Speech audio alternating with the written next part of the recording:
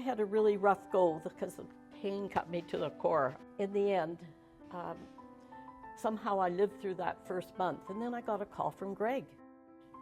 And he told me about family time and invited me to go. And I thought, yes, I'll attend for a couple months, and get on with my life.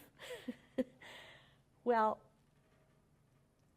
I felt so supported. I couldn't believe, sitting in this group, even though I led groups previously, how much that I was understood and how much that that I was able to express.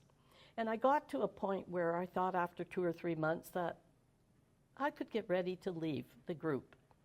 And one thing happened after another that made me realize that I was just beginning to grieve. I had just been frozen almost. I was getting on doing things. My kids were wonderful, and so I thought I'll be able to manage. But it's a different kind of support that I got from my family versus that I got sitting here in this room getting that kind of support. A few months after I started, I think it was 3 or 4 months after, when I arrived here one day, I saw Joan coming out of a car, and I was driving myself the half hour here. And I said to her, "You're so fortunate that you get dropped off." And she said, "Well, that was Uber." And then we discovered we lived 5 minutes from each other. And I said, "Well, I'll pick you up." And we spent months, the next few months, driving together. And it's a half an hour. We started to share. It was a half an hour afterwards. We continued to share. And sometimes lunch. And sometimes lunch. And sometimes lunch. And then, Joan invited me to her place. I met some of her friends. She came over to my place. And really, our friendship just started to develop. And not only did we share the deaths of our husband and our lives as being their wives, we discovered that we had the same faith beliefs and that we both watched Mass almost every morning, and that we began to talk about all the messages that we received and the comfort we received with this journey. I want to just say almost we feel like, I can say it because we've shared this, that we're soulmates. We were married to twins. Yeah. They were so much alike. Their personalities were so much alike. I think we each just can be ourselves. And we know each other's pain. And we know that we're glad we're alive. When Mo first died, I thought part of me was going to die too. And but I wanted to live, and I did things to make sure that I was going to live. So I started taking better care of myself. So I just can't tell you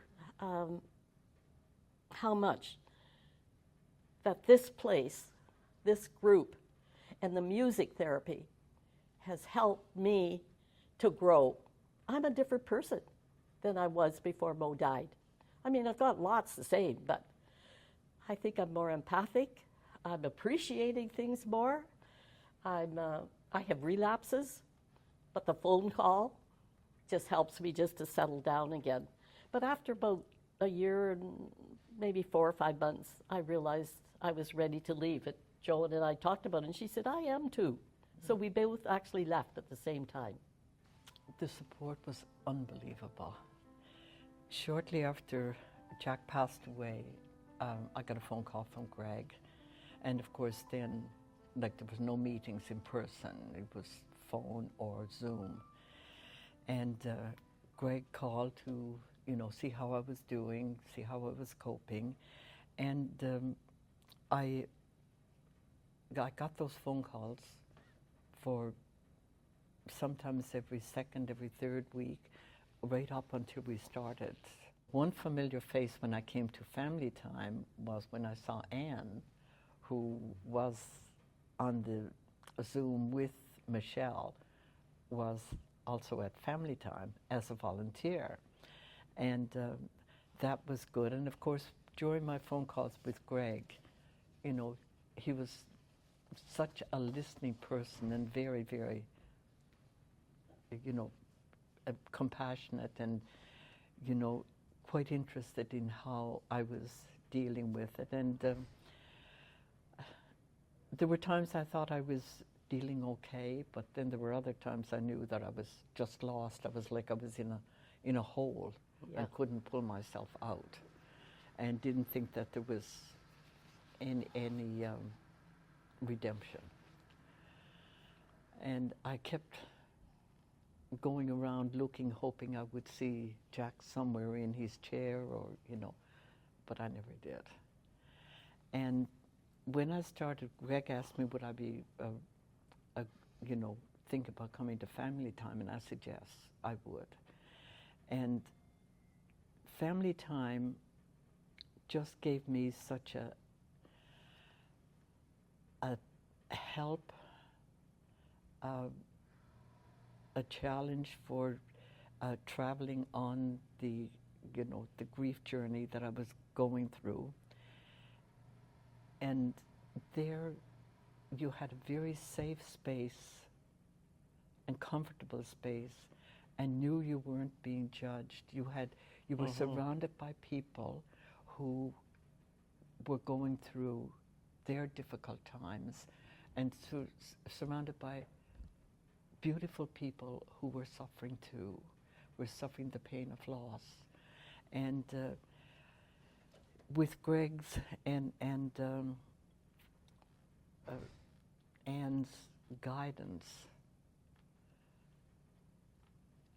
I started to do something I have never done in my life before, and that was sharing me with others.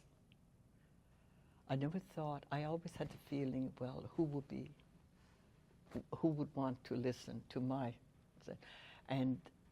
but I felt so comfortable with Greg and Anne and with the ladies and a couple of gentlemen who were there, and I felt their care and the compassion and the great desire they had to help, you know, ease your pain.